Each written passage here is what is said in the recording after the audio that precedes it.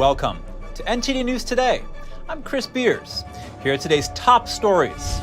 The clock is ticking as the debt ceiling showdown wages on.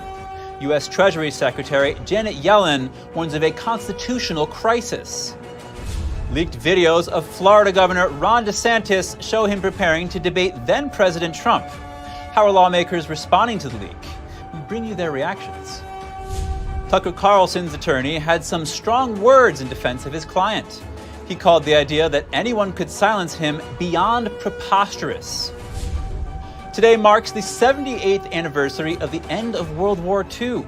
The Ukrainian ambassador to Germany said that the ongoing war in Ukraine bears similarities to 1945. On the streets of Manhattan, a unique cultural performance celebrates the upcoming World Falun Dafa Day. Participants share what the practice means to them.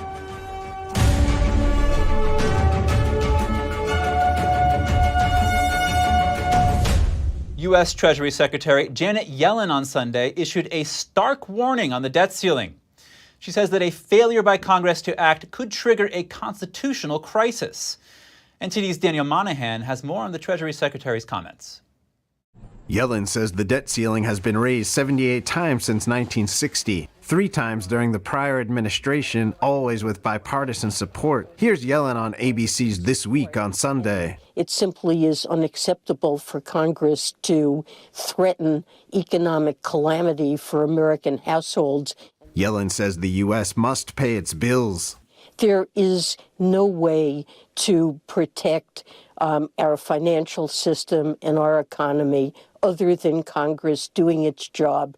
One theory being floated is that the Treasury could use the 14th Amendment to declare the debt ceiling unconstitutional. Section 4 of the amendment states that the validity of the public debt of the United States shall not be questioned. The clause has been largely unaddressed by the courts, but Yellen believes such a step would trigger a constitutional crisis. Meanwhile, a group of 43 Republicans in the U.S. Senate say they oppose raising the debt ceiling without significant spending and budget reforms. They are led by Utah Senator Mike Lee. The group sent a letter to Senate Majority Leader Chuck Schumer saying, quote, "The Senate Republican Conference is united behind the House Republican Conference in support of spending cuts and structural budget reform as a starting point for negotiations on the debt ceiling." Schumer has stoked fears of a Social Security shutdown if the debt limit is not raised. The senator wonders how those dependent on it will pay rent and buy food. Schumer added that 2/3 of the debt we incurred came from Donald Trump and was voted on by Republicans. President Biden is scheduled to sit down with House Speaker Kevin McCarthy on Tuesday to discuss a path forward on the federal debt ceiling. Biden has steadfastly said he will not negotiate over any debt ceiling increase, but would discuss budget cuts after a new limit is passed. Daniel Monahan, NTD News. Lawmakers are responding to leaked videos of Florida Governor Ron DeSantis. The footage appears to show the governor preparing for a debate with then-President Trump. Here are the reactions. Florida Republicans respond to leaked videos of Governor Ron DeSantis. The video from 2018 was released by ABC News. It shows DeSantis preparing to debate Trump without offending the Trump fan base. Is there any issue upon which you disagree with President Trump? Obviously there is, because I voted contrary to him in the I have to frame it in a way that's not going to piss off all his voters. The person you heard asking DeSantis the question about Trump is Congressman Matt Gaetz. Gaetz commented on the leak saying, "I ran the DeSantis debate prep in 2018. Though I prefer Trump for president bigly, the release of these videos by the person operating the camera is disloyal hackery that I do not abide. Staffers who leak on the candidates they've done work for deserve the reputation they get." Similar to Gaetz, Congressman Byron Donalds also voiced his support for Trump in 2024. Nevertheless, he criticized the leak, writing, "I was on the DeSantis debate prep team. These tapes should not have been leaked. It's low class." A spokesman for DeSantis reportedly told Fox News the videos are another swing and a miss from Disney-funded ABC. The best their propaganda machine could do with the 2.5 hours of leaked footage is further proof that Ron DeSantis is unwilling to be anyone but his authentic self, no matter the politics. NTD reached out to ABC for comment on being funded by Disney, asking if they had any bias in leaking the videos. We didn't immediately hear back. The outlet also published this video showing DeSantis reportedly discussing how to respond to accusations that he'd made a racist comment. We did such a horrible job of pushing back on all these stupid stories from the beginning that he's going to rattle off a list. Yes. In total, the outlet received over 2 hours of footage showing the governor preparing to debate various topics. Senator Kyrsten Sinema says she is absolutely done with political parties and will never join the Republican Party. Sinema left the Democratic Party last year and registered as an independent. In an interview with Face the Nation, Sinema said she finds fault with both Democrats and Republicans. Even though she spent 4 years as a Democrat before becoming an independent, she said on the show that she is not looking to now become a Republican. She said, quote, "You don't go from one broken party to another." Earlier this year, Senate Minority Whip John Thune called on Sinema to consider caucusing with Republicans or to become an official member of the party. Sinema currently caucuses with Democrats, as do 2 other independents in the Senate. Their participation allows the Democrats to keep a majority hold over proceedings in the upper chamber. Tucker Carlson's attorney says his client will not be silenced. The attorney said it's beyond preposterous that anyone would be able to silence Carlson and prevent him from speaking to his audience. Reports have been circulating claiming that Fox News hasn't actually fired Carlson and is still keeping him under contract. Carlson has not publicly addressed the matter. Carlson has only spoken out once after leaving Fox News, posting a 2-minute video. In it, he said that media companies actively collude to shut down topics that do not benefit corporations or elite members of society.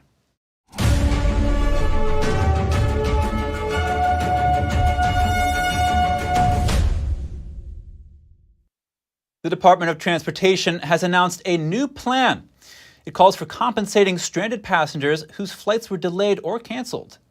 The proposal would force airlines to foot the bill for meals, hotels, and for rebooking flights.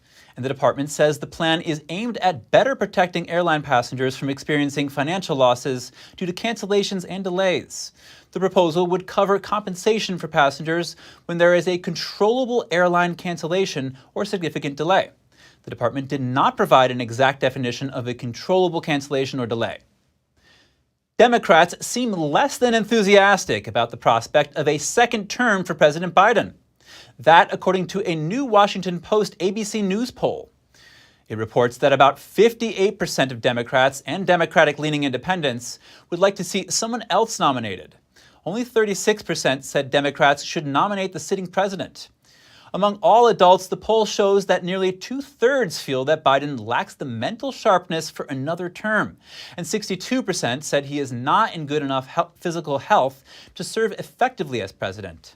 Biden shrugged off concerns about his age in an interview last Friday with MSNBC's Stephanie Ruhle.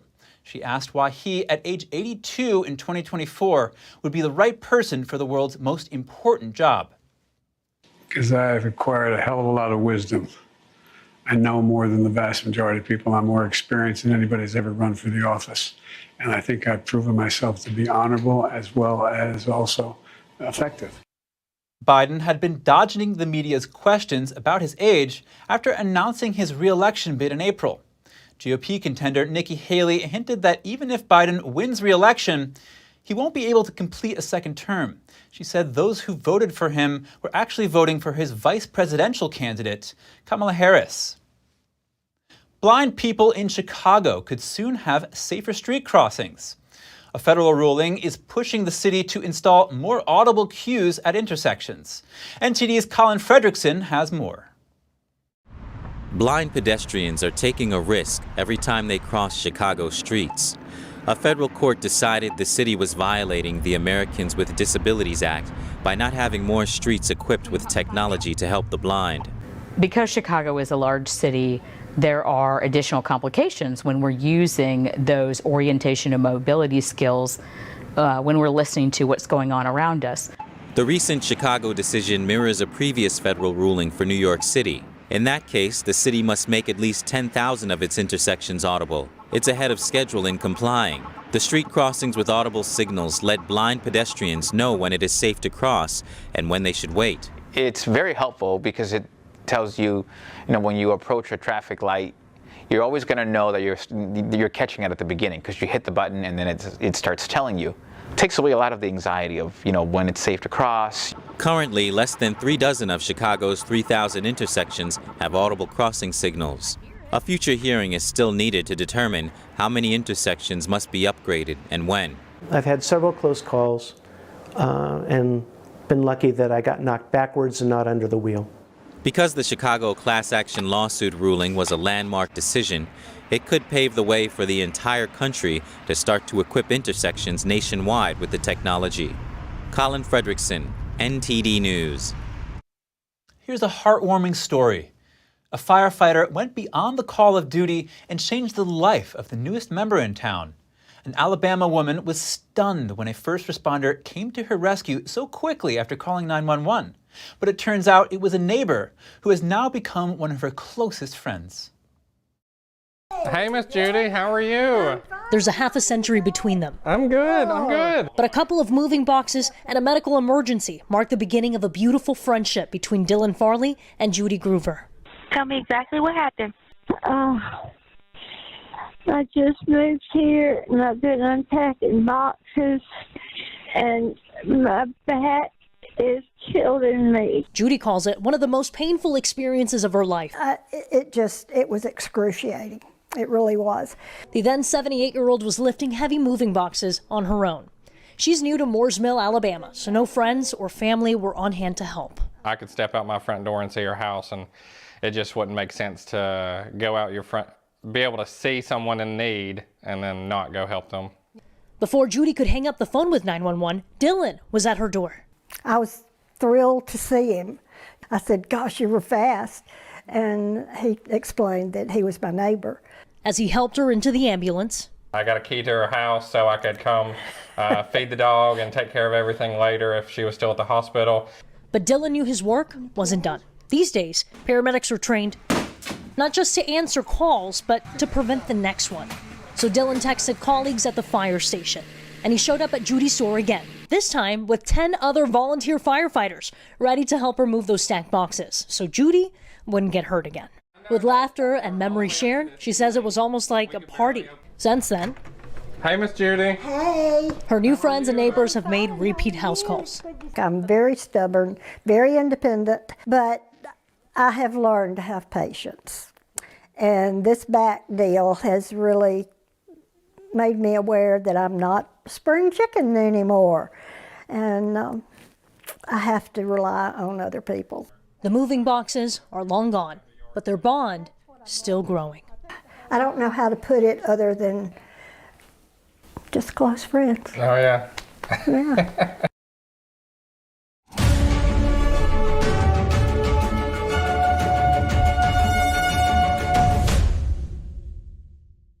Henry Repeating Arms manufactures a line of classic American-made rifles and shotguns. With over 200 models to choose from and a wide variety of finishes and calibers, there's a Henry that's right for you. Every purchase is backed by our lifetime warranty and award-winning customer service.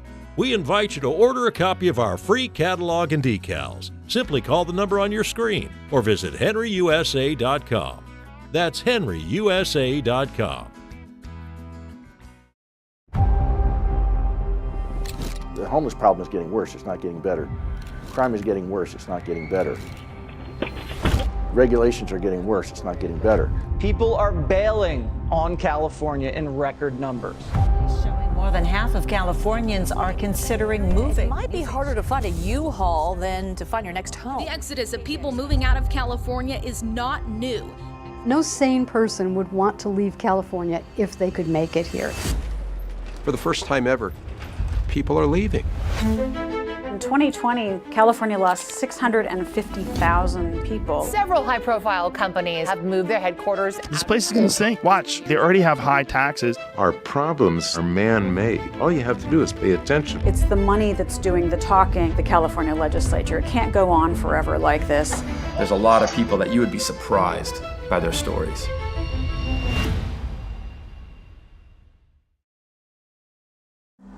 Life doesn't always give you time to change the outcome. Prediabetes does. 1 in 3 adults has prediabetes. But with early diagnosis, prediabetes can be reversed.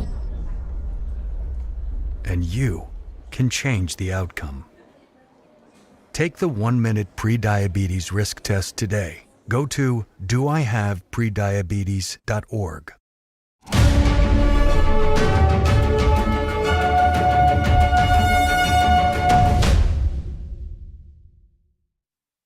Welcome back. On this day, more than 70 years ago, the Second World War ended in Europe. At Paris's landmark Arc de Triomphe, French President Emmanuel Macron marked the 78th anniversary of the major victory. Macron laid a wreath and relit the flame of the tomb of the unknown soldier before paying tribute to war veterans. He also greeted a statue of a French war leader. Victory in Europe Day marks the end of the war in Europe in 1945. In neighboring Germany, pro-Russian protests took place over the weekend. People wore Soviet uniforms, displayed pictures of Stalin, and held Soviet flags. The Ukrainian ambassador called these protests unacceptable. He drew parallels between World War II and Russia's ongoing war in Ukraine.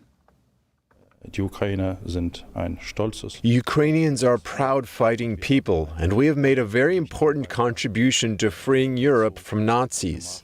Now we are liberating Europe from another war, now from the Russian war of aggression. Berlin's history with Russia is complicated due to East Germany's participation in the Warsaw Pact alliance with the Soviet Union. Several monuments to Soviet involvement in World War II are scattered throughout Berlin.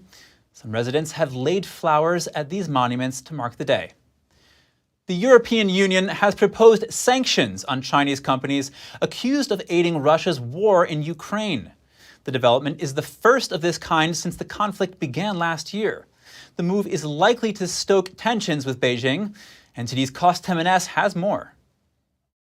7 Chinese businesses have been listed in a new package of sanctions to be discussed by EU member states this week. This according to a report obtained by the Financial Times. It includes 2 mainland Chinese companies, 3HC Semiconductors and Kingpie Technology, as well as 2 companies from the United Arab Emirates and 1 from Armenia. Sanctions will require unanimous approval from all 27 member states. The EU had so far refrained from imposing any sanctions on Chinese companies, citing lack of evidence that China was supplying weapons to Moscow. Some of the companies, including 3HC and Kingpie, were already previously placed under sanctions by the US. Other countries involved in the manufacture and supply of drones to Russia, such as Iran, could also soon face sanctions. The EU Commission has also submitted a proposal to widen the range of banned exports to Russia. The Commission did not immediately respond to a request for comment. Chinese ministry spokesperson Wang Wenbin said if sanctions come into force, China will take firm action to safeguard its interests. Since the start of the conflict in February last year, the EU has adopted 10 sanctions packages against Russian individuals and companies. It's an effort to inflict economic hardship, making financing of the war more difficult. Kyrsten,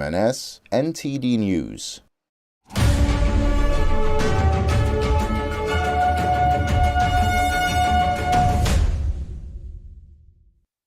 NASA and Rocket Lab USA have successfully launched a pair of satellites into space. They are the first in a group of 4 satellites tasked with monitoring tropical storms and hurricanes. The rocket took off from the launch site in New Zealand just after 1 p.m. local time today. Previous attempts were postponed due to bad weather. The satellites are each the size of a shoebox. They are now orbiting at a distance of more than 300 miles from Earth. The so-called Tropics constellation will consist of 4 low Earth orbit satellites. Rocket Lab CEO Peter Beck said the satellites have real potential to save lives. That's by providing more timely data about storm intensity and providing advanced warning to those storms in storm pathways. He said the company looks forward to launching the second pair of satellites in the coming days.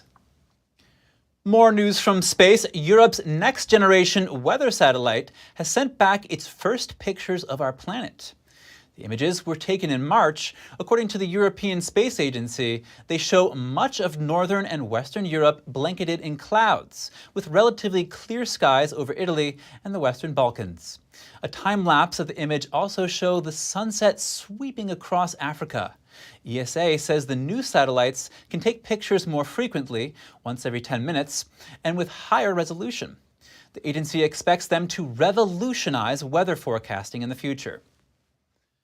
Tom Cruise continues to prove he is a true action star. At the MTV Movie and TV Awards on Sunday, the actor won an award for Best Performance in a Movie for his role in Top Gun: Maverick.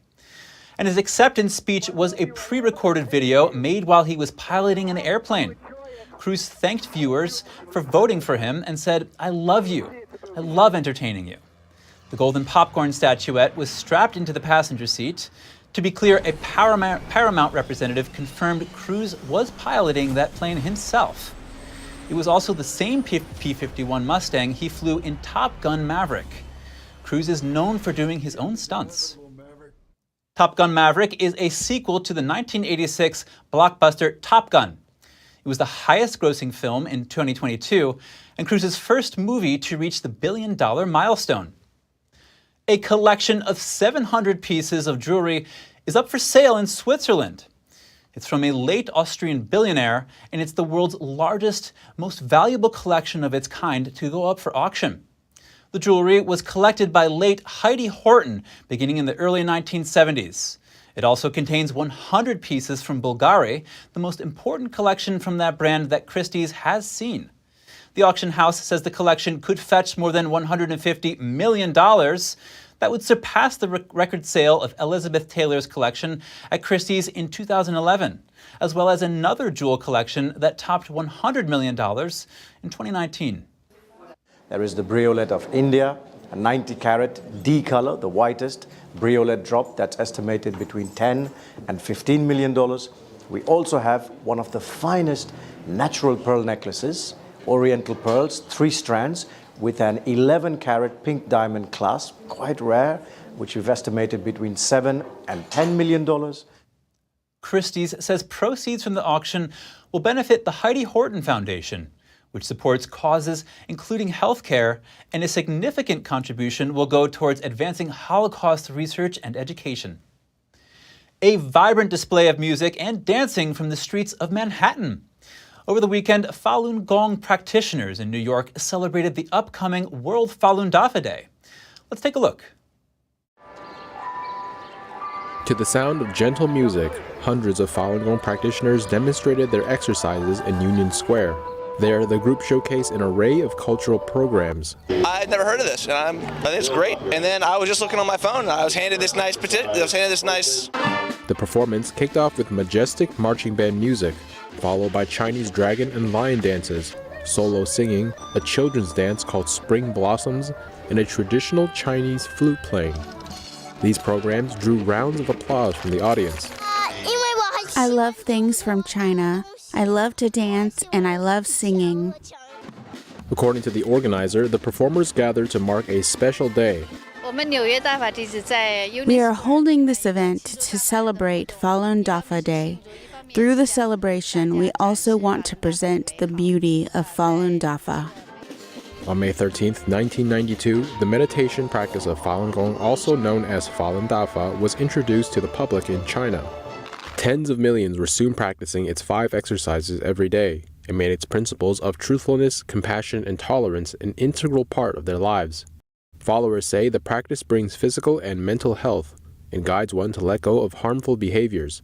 Today, Falun Gong has spread to more than 100 countries around the world. We hope that through this performance, people can appreciate the beauty of the arts and the inner world of Falun Dafa practitioners. May 13th also marks the birthday of Mr. Li Hongzhi, the founder of Falun Gong. New York representatives sent letters of greeting to honor the occasion. Organizers say there will be another major parade this Friday in celebration. Thank you for tuning in today. If you'd like to share any news tips or feedback for the show, please feel free to email us at news.today@ntd.com. I'm Chris Beers, and you're watching NTD News, New York City.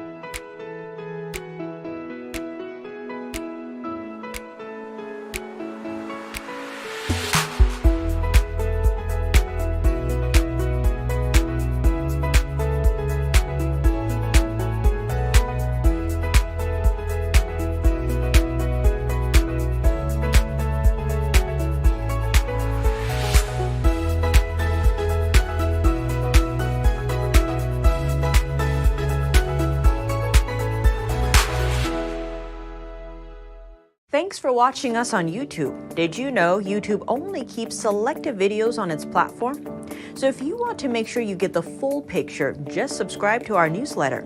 Go to newsletter.ntd.com and sign up. It's free.